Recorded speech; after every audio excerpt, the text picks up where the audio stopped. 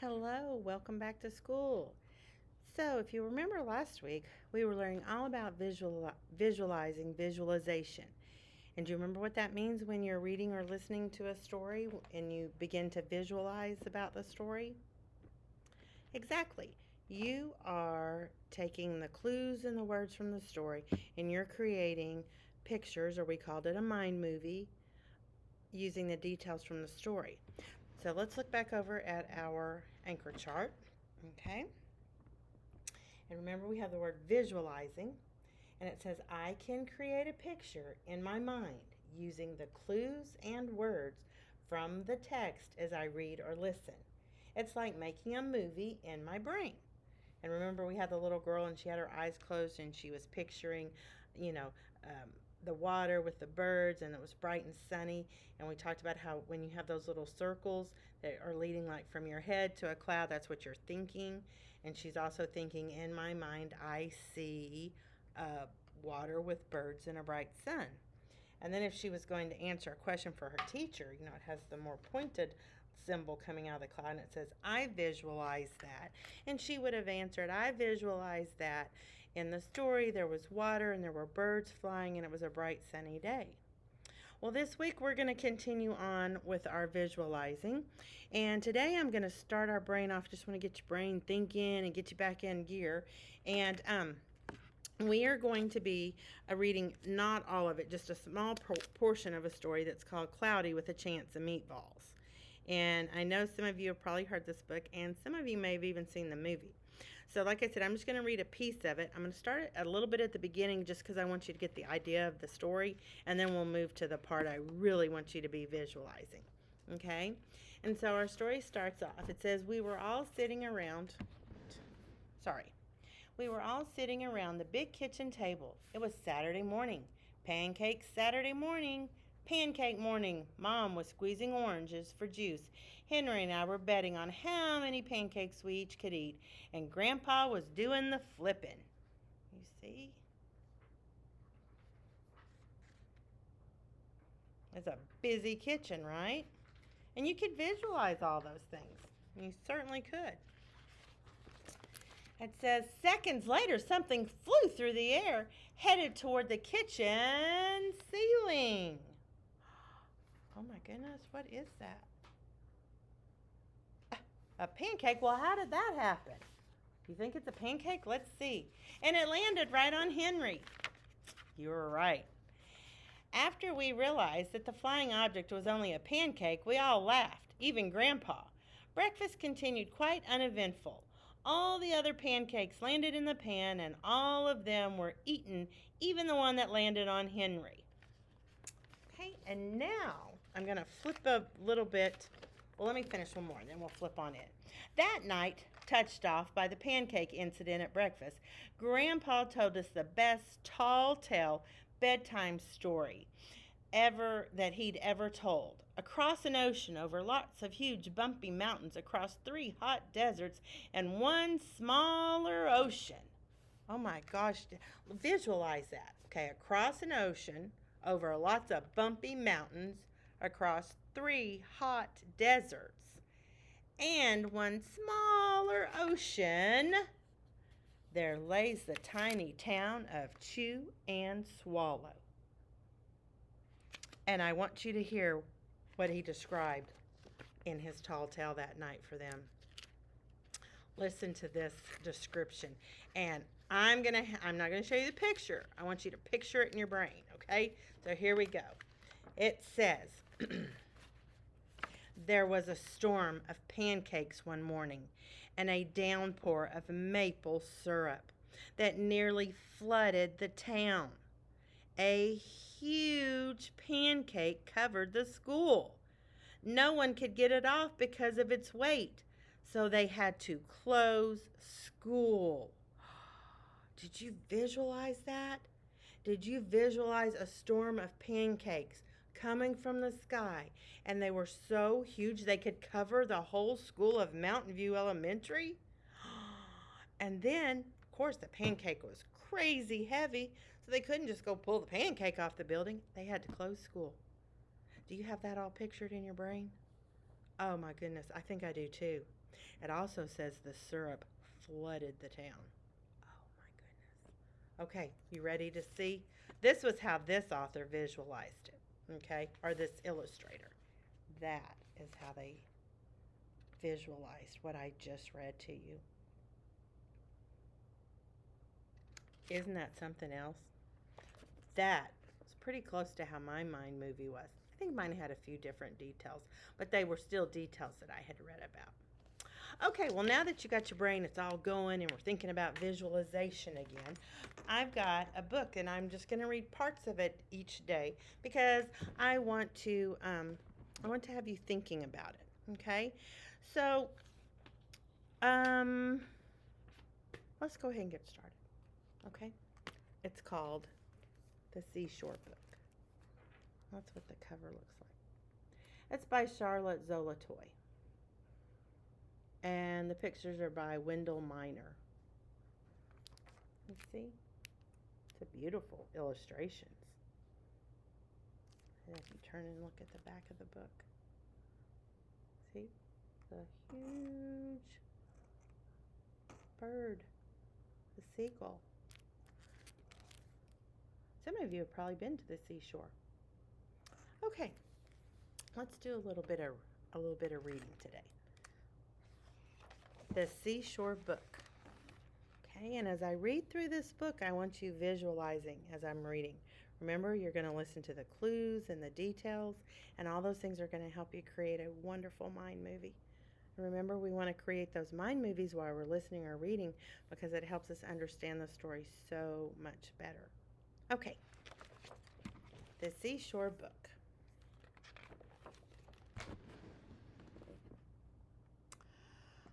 What is the seashore like? A little boy asked his mother. He lived in the mountains and had never seen the sea. His mother smiled. Well, let's pretend, she said. It is early morning at the seashore, and it's hard to tell where the sea stops and the sky begins. Okay. So did the little boy live at the seashore? No, he was in the mountains. And so he didn't really have maybe a clear idea of what a seashore was like, and he hadn't ever been to one. And his mom said, okay, let's pretend we're at one. Okay? So you're going to pretend right along with our little friend, and I want you to work on your mind movie. Okay? All right. Here we go. They are the same smoky gray until the mist shifts from gray to dark white, and from dark white to pale purple, and from pale purple to hazy blue, and then suddenly the sun breaks through. It warms the cool sand, and it turns the sea green and the beaches golden gray. You run down to the water's edge, one small dark spot against the brightest of sand in sea. Okay, do you have that picture? She's talking about how the sky starts to lighten up, as the sun begins to rise. Okay? And this is the picture that she put with that. Okay. Let's listen to the next one. Get your mind movie ready. You bend over and pick up a stone washed smooth by the sea. You find tiny brown snail shells and oyster shells, crusty gray outside and smooth and pearly and pink inside. You pick up a clam shell half open, and inside a live clam snaps the shell closed. In my hand? The little boy asked. Yes, in your hand, the mother says. Okay, are you picturing that? Are you picturing having a clamshell that's halfway opened in your hand and then the little clam pokes its head out and snaps the shell closed? Wow, that's a good one. That really is helping. And here's what the little boy. This is the mind movie the illustrator had. And yours may be different, and that's okay.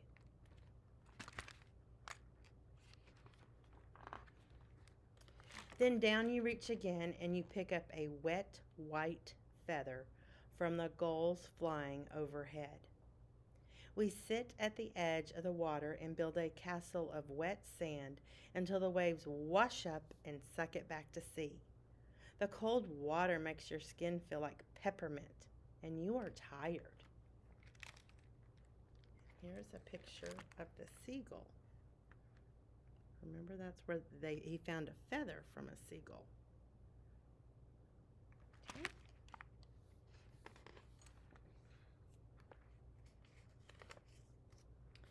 You lie down in the hot noonday sun now, and it feels warm as a big soft cat covering you, taking away the chill of the waves.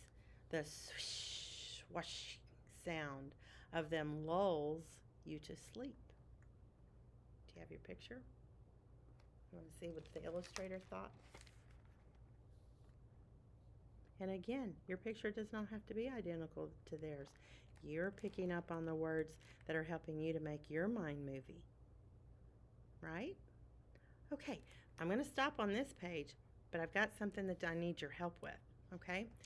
So I'm going to turn our visualizing anchor chart over out of our way. Okay? And if you notice, let me turn right here, and it says the five senses. Remember last week in our writing we talked a lot about the five senses and how they really can help you come up with great ideas to write about? Well, this book is so full of descriptive words that just bring your senses right to the front of visualizing what the words are saying in the book, right? Because some of the words, when I say them, it gives you, like, you know what you could hear. Some of the words, when I read them in the story, it makes you think of what you're seeing. Haven't really had anything about taste yet, have we? And maybe, have we had anything about smelling? I'm not sure, but we've had some descriptive words, about touching. So I marked a page while we were reading because I thought it had some really great descriptive, okay? So if I read this sentence to you, you find tiny brown snail shells and oyster shells, crusty gray outside and smooth pearly pink inside. Okay, when they're describing that shell, to me, it gives you, it's a huge visualization of using your eyes. You're using the sense of your eyes, right? Because they're talking about that the outside of it is crusty and gray, which you could actually feel, I think, something if it was crusty. And then it says when you open it up, it's smooth, which again you could feel, and it's a pearly pink inside. So I think, to help us remember, the oyster shells, I think we could put them under seeing. So I'm going to put oyster. Oops, Miss Jones misspelled that. Let's see. I'm just going to draw one line through it. Okay, sometimes that happens, right? Oyster shells. And I'm also going to put it over here with the touch, because remember they were talking about being crusty and that it was also smooth. Okay, so right here by the hand we'll put oyster shells. Okay, that really helps you get a great picture in your mind when you hear that. All right, and then on the next page there was another, it was when it was talking about the gull, the seagull, and it says that when you bend down and reach again, you pick up a wet white feather. And again, I think that really works well because you would see it. Would you hear a wet white feather? No, not so much, would you? Would you touch a wet white feather? Absolutely. Would you smell a wet white feather? No, I don't think so. And would you taste it? Gosh, no. Okay, so here I'm going to put, that was the gull's feather, and I'm going to use a smaller pen this time. Gull feather, and then over here I'm going to put a gull feather. Okay? Because you can really, I can really get a great picture in my mind of what a wet white feather would be like, right?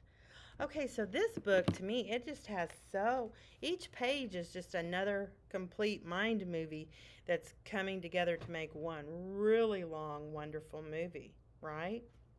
Okay, well, thank you for joining me today. I will be back tomorrow and we will continue on with the Seashore Book and we'll get our brain up and moving again with another short little excerpt from another book. Have a great day. Bye.